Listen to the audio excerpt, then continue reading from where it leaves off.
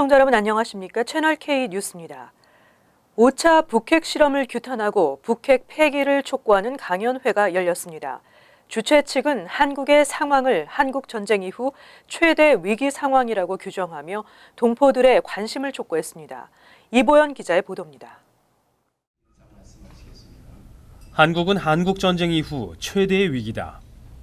5차 북핵 실험 규탄과 북핵 폐기 촉구 강연회가 열린 어제 저녁 플러싱 금강산 연회장에서 새로운 한국을 위한 국민운동본부 이종윤 위원장은 북핵 실험이 5차례나 계속되는 위기 상황을 동포들과 공유하고 관심을 환기하기 위해 이번 강연회를 준비했다고 밝혔습니다.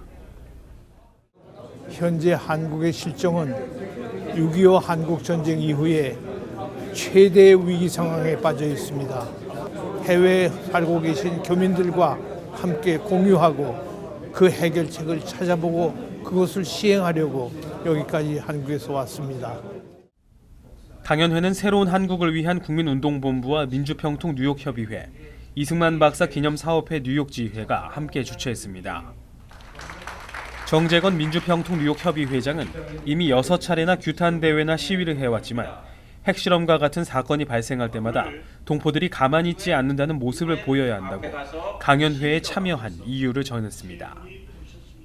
또 규탄하고 그렇게 함으로 해서 북한이 우리가 가만히 있지 않다. 이건 안 보이시고 이제 우리 대한민국의 위협이 되는 그런 부분을 저희가 충분히 표현하고 이렇게 해서는 안 되겠다는 것을 저희가 다짐을 하고 규탄하는 그런 행사의 일환이 되겠습니다. 국민대학교 정치대학원 박희락 원장은 북한 핵능력과 한국의 대응태세를 주제로 강연을 진행했으며 한국이 당면한 북한 핵위협의 심각성과 한국의 대응 방법, 동포들의 역할 등을 나눴습니다.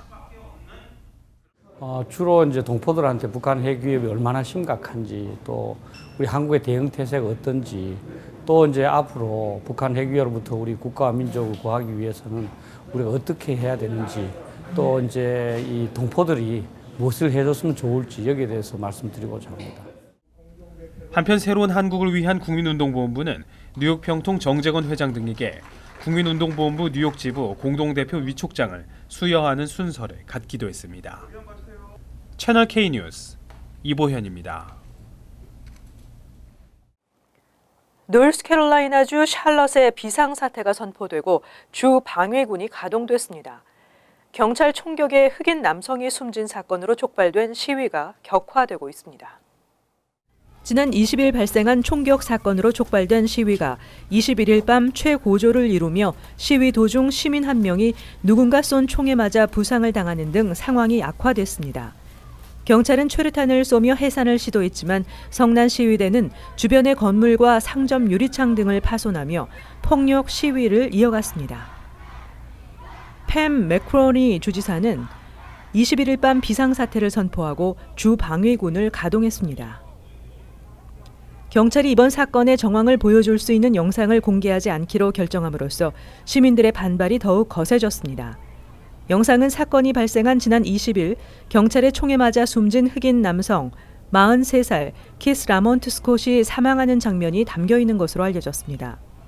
사건 직후 경찰은 스콧이 경찰관을 향해 총을 겨눴고 무기를 버리라는 경찰관의 반복된 지시를 따르지 않아 발포했다고 발표했습니다.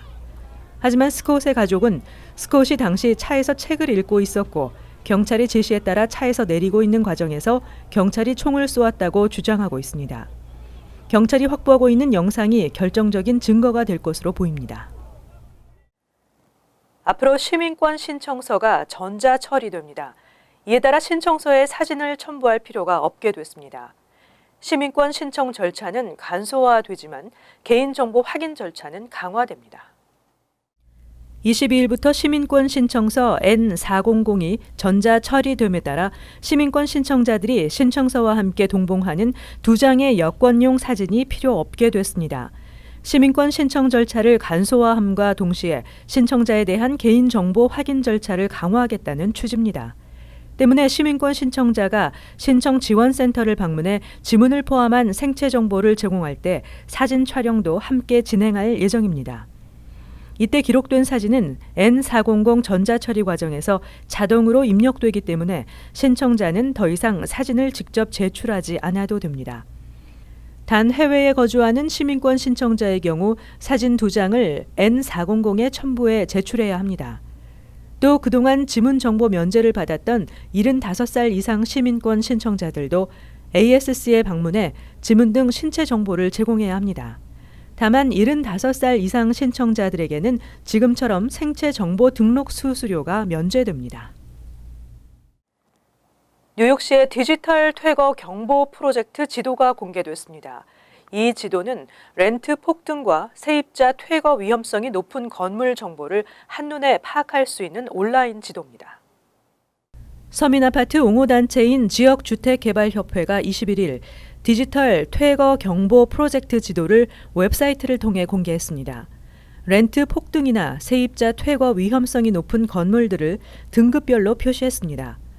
협회는 지난 2015년 이후 매각된 시 전역에 있는 9만 6천여 곳 이상의 주거용 부지 건물 정보를 분석해 해당 지역의 평균 시장 가격보다 2배 이상 높은 가격에 팔렸는지 또는 최근 개보수를 위한 다수의 개발 신청서를 승인받았는지 파악했습니다.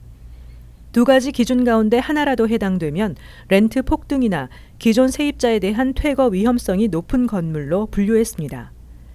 또 건물에 대한 다수의 개발 허가 신청서를 발급받은 건물은 개보수될 가능성이 높고 이는 곧 렌트 상승과 기존 세입자 퇴거를 의미한다고 해석했습니다. 그리고 세입자들을 위협할 가능성이 상당히 높은 건물은 빨간색, 그렇지 않은 건물은 하얀색으로 지도에 표시했습니다. 디지털 지도에는 렌트 안정법 적용을 받는 유닛이 사라진 건물에 대한 정보도 포함됐습니다.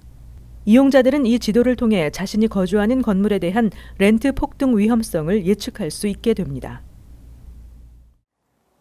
뉴욕시가 저소득층 근로자의 소득세 환급 혜택을 늘리는 방안을 제시했습니다. 근로소득 세액 공제를 현재의 5%에서 15%까지 올려 궁극적으로 지역 경제 활성화를 기대한다는 것입니다.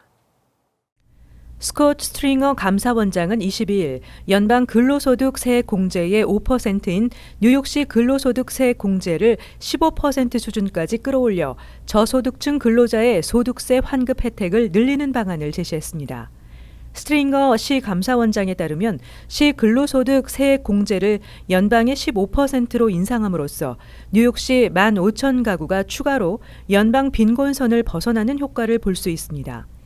또 뉴욕시 근로소득 세액 공제 평균 금액은 $110에서 $330로 오르게 됩니다. 이렇게 되면 현재 $8,463에서 $627가 오른 최대 $9,090까지 받을 수 있는 것으로 추산됐습니다. 이와 함께 근로소득 세액 공제 혜택이 확대되면 저소득층의 부채 해결과 저축, 투자 등으로 연결돼 궁극적으로는 지역 경제가 활성화될 수 있다는 내용도 포함하고 있습니다.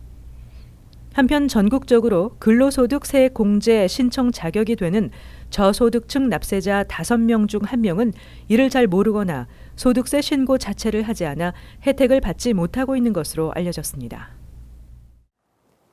메트로폴리탄 교통공사의 예산 부족으로 운행이 중단됐던 W전철 운행이 11월부터 재개됩니다. W전철은 퀸즈 아스토리아와 맨하탄 파이낸셜 디스트릭트 사이를 운행할 예정입니다. 메트로폴리탄 교통공사는 21일 11월 7일부터 W전철이 운행을 시작한다고 발표했습니다. W전철은 2010년 예산 부족으로 운행이 중단됐었습니다. W전철은 퀸즈 아스토리아와 맨하탄 파이낸셜 디스트릭트 사이를 운행할 예정이며 퀸즈 아스토리아 디트마스 블루바드역에서 출발해 현재 N전철과 동일한 노선을 이용하게 됩니다.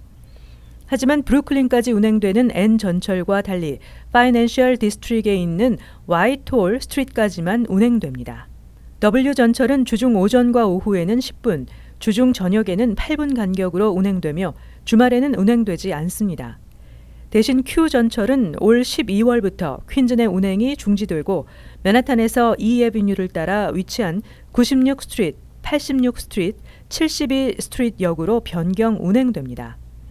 한편 모든 역에서 정차하는 로컬 방식으로 운행되던 N전철은 Q전철과 함께 34 스트리트 헤럴드 스퀘어 역에서 커널 스트리트 역까지 곧장 운항하는 익스프레스 방식으로 변경 운행되고 이 구간 로컬 역에는 W전철과 R전철이 운행됩니다. IT 등 첨단 기술 분야 인력의 이민자가 늘어나면서 오히려 미국인들의 일자리가 늘어나고 있다는 연구 결과가 발표돼 주목을 받고 있습니다. 이민자가 미국인들의 일자리를 빼앗는다는 주장을 정면으로 부정하는 결과입니다. 비영리 연구기관인 과학공학의학학회가 21일 발표한 이민이 경제와 예산에 미치는 영향 보고서에 따르면 장기적인 면에서 이민자들은 미국 경제에 긍정적인 영향을 미치고 있는 것으로 나타났습니다. 특히 IT 등 첨단 기술 분야 인력의 이민자가 많아지면서 관련 업계의 창업이 늘어 일자리가 증가하는 효과를 나타냈습니다. 늘어나는 일자리는 이민 인력뿐 아니라 미국 태생의 고급 인력에 대한 수요도 높여 취업률이 상승했습니다. 이민자들이 미국인들의 일자리를 빼앗는 것이 아니라 오히려 일자리를 만들어주고 있는 셈입니다. 오히려 이민자들로 인한 일자리 감소 현상은 미국인들이 아닌 1세대 이민자 커뮤니티에서 나타났습니다. 이번 연구에서 가장 핵심적인 사안은 이민자가 미국 경제에 부정적인 역할을 하고 미국인들의 일자리를 줄인다는 주장이 사실과 다르다는 것을 확인했다는 점입니다. 보고서는 숙련된 고급 이민자 인력들은 오히려 미국 태생 근로자들의 임금도 올리는 효과를 주고 있다며 보다 광범위하게 미국 경제에 긍정적인 결과를 가져왔다고 밝혔습니다. 뉴욕주가 공통 교과 과정 개편안을 발표했습니다. 그러나 이 개편안은 비판 여론에 의식한 움직임일 뿐 교과 과정에 큰 변화가 없다는 지적이 일고 있습니다. 메리 엘렌 엘리아 주 교육국장은 21일 공통 교과 과정 개편안을 발표하고 오는 11월 4일까지 여론 수렴 작업을 진행하겠다고 밝혔습니다. 개편안은 여론 수렴을 거쳐 일부 수정 작업을 한 후 내년 초 리전트위원회의 최종 승인을 거치면 2017에서 2018 학년도부터 시행될 예정입니다. 하지만 표준시험 난이도 설정의 핵심이 되는 영어, 수학 커리큘럼 기준에 관한 변경 내용은 이번 개편안에 포함되지 않았습니다. 롱아일랜드에서 표준시험 거부 운동을 이끌고 있는 학부모 단체 대표는 이를 두고 알맹이 없는 개편안이라고 비판했습니다. 뉴욕주 표준시험은 지난 2013년부터 공통교과 과정을 반영하면서도 난이도가 상승해 학생들에게 부담을 주고 현 교육 실정에 맞지 않는다는 지적을 받아왔습니다. 이에 따라 주 전역 3학년에서 8학년 학생들이 매년 대규모로 표준시험을 거부해왔습니다. 주 교육국은 표준시험에 큰 변화를 줄 공통교과 과정 개편을 이끌겠다고 선언하고 개편안을 내놓았으나 비판 여론을 의식한 움직임일 뿐 교과 과정에는 큰 변화가 없다는 지적이 나오고 있습니다. 이어서 LA 지역 한인사회 소식입니다. 한인 기업들의 미국 내 중국 시장 진출과 전망을 알아보는 세미나가 LA 한인타운에서 열렸습니다. 한국상사지사협의회 키타 주최로 열린 이번 세미나엔 현대자동차와 99 렌치마켓 등 아시안 시장의 마케팅을 맡고 있는 URI 글로벌이 미국 내 한인 기업들의 효과적인 중국 시장 마케팅 전략을 주제로 강연했습니다. 특히 강연에서는 최근 미국의 소비 주체로 떠오른 중국 커뮤니티의 소비 성향 분석과 한인 기업들이 알아야 할 중국 시장과 미디어의 특성 등에 관한 자세한 정보가 제공됐습니다. 한편 이 자리에는 트렌드 전문 업체 틸로피의 알리 코시고자란 CEO도 참석해 빅데이터 분석을 통한 미래의 전망을 주제로 다양한 분야의 정보를 통한 효과적인 기업 브랜드 경쟁에 대해 설명했습니다. LA 동부 샌버나디노 카운티에서 10대 고등학생이 33명의 이름이 적힌 살해 리스트를 작성하고 총기 난사를 기도한 사실이 드러났습니다. 카운티 셰리프국은 샌버나디노 카운티 헤스페리아시의 한 차터스쿨에 재학 중인 10대 고교생 1명이 어제 경찰에 체포됐다고 밝혔습니다. 경찰은 이 고교생의 신원을 밝히지 않은 채 집을 압수수색하는 과정에서 동료 학생과 교사 33명의 이름이 적힌 살인 명부와 불법 총기류를 발견했다고 설명했습니다. 이 학생에 대한 수사는 최근 행동이 수상하다는 부모의 신고로 시작되는데 SNS 내용 등을 토대로 학교 난사 계획을 적발하고 집 압수수색을 통해 살인 명부를 찾아낸 것으로 전해졌습니다. 아직까지 정확한 범행 동기는 알려지지 않았으며 외부 테러 세력과의 연관성도 나오지 않았습니다. 다음은 월드 리포트입니다. 중국에서는 하늘을 거닐며 수려한 풍광을 감상하는 유리다리가 인기를 끌고 있는데요. 최근에는 유리다리에 매달려 천상의 결혼식을 하는 젊은 연인들이 늘고 있다고 합니다. 중국 후난성 스니우자이 국가지질공원. 웅장한 협곡을 잇는 초대형 유리다리는 공원이 자랑하는 관광 명소입니다. 절경을 보며 하늘을 걷는 짜릿함을 맛보기 위해 늘 관광객들로 붐비는 곳인데 오늘은 특별한 손님들이 찾아왔습니다. 웨딩드레스를 곱게 차려입은 신부와 멋진 턱시도 차림의 신랑이 천상의 결혼식을 갖는 겁니다. 挑战自我吧，因为今天不是七夕节嘛，想过一个不一样的节日。 유리다리 아래 특별히 설치된 공중 결혼식장에선 먼저 내려간 신랑이 신부를 기다리고 아슬아슬 줄을 타고 내려가 결혼식장에 입장한 신부는 신랑과 함께 나란히 눕습니다. 신랑 신부가 마치 마법의 양탄자를 타고 하늘을 나는 듯한 모습입니다. 두 사람은 천상의 결혼식장에서 뜨거운 입맞춤으로 영원한 사랑을 약속합니다. 최근 장자재에 세계에서 가장 긴 유리다리가 개장하는 등 중국엔 유리다리 열풍이 불고 있는데 젊은 연인들 사이에서는 특별한 결혼식 장소로도 이용되고 있습니다. 태어난 지 한 달밖에 안 된 아기 원숭이가 고양이 등에 달라붙어 연신 얼굴을 부벼댑니다. 마치 어미를 대하듯 작은 손으로 등을 움켜쥔 채 한시도 떨어지지 않습니다. 아기 원숭이가 성가실 법도 한데 고양이는 실은 내색 한번 하지 않습니다. Кошка не агрессивно отреагировала на детеныша, но сейчас, конечно, она уже подустала, все-таки прошло 3 недели, она у нас старенькая, то есть он уже... 아기 원숭이는 태어나자마자 친어미로부터 버림받았지만 무심한 듯 다정한 고양이 엄마 덕에 무럭무럭 자라고 있습니다. 아기 원숭이는 앞으로 한 달 정도 고양이 엄마와 지낸 뒤 친척들이 사는 우리로 돌아갈 예정입니다. 남아공 케이프타운 근처의 와인 농장에선 매일 아침 시끄러운 행진이 벌어집니다. 뒤뚱뒤뚱 종종 걸음으로 긴 행렬을 이루는 오리 군단입니다. 농장을 탈출이라도 하는 듯 보이지만 사실 일터로 향하는 길. 500m를 행진해 도착한 곳은 포도밭입니다.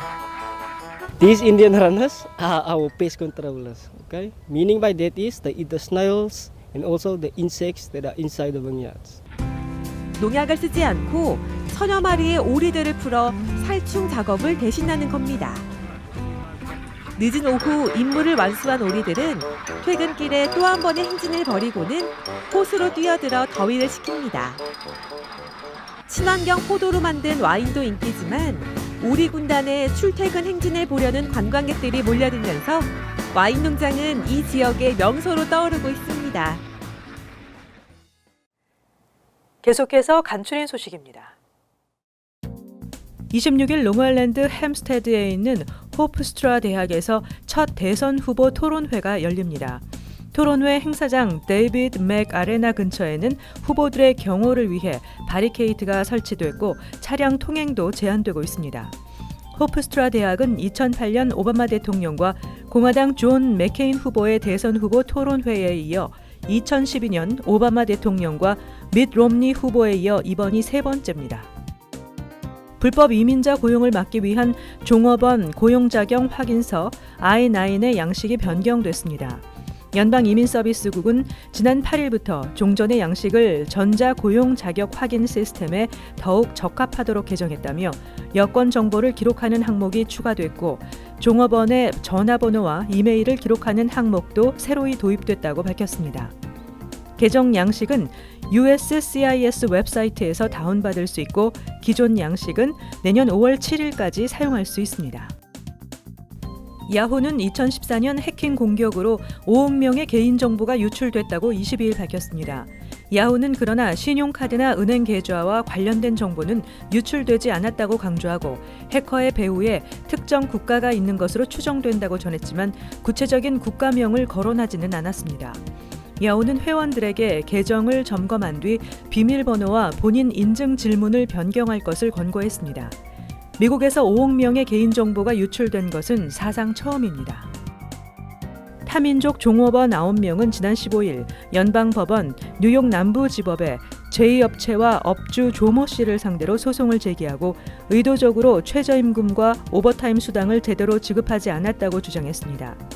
27페이지 분량의 소장에 따르면 뉴저지 클립턴에 꽃 창고를 둔 제2업체는 12시간 교대 근무에 점심시간은 물론 근무 중 화장실에 가는 것도 금지됐습니다.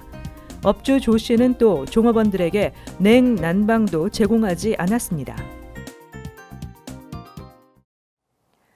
다음은 환율과 증권 소식입니다.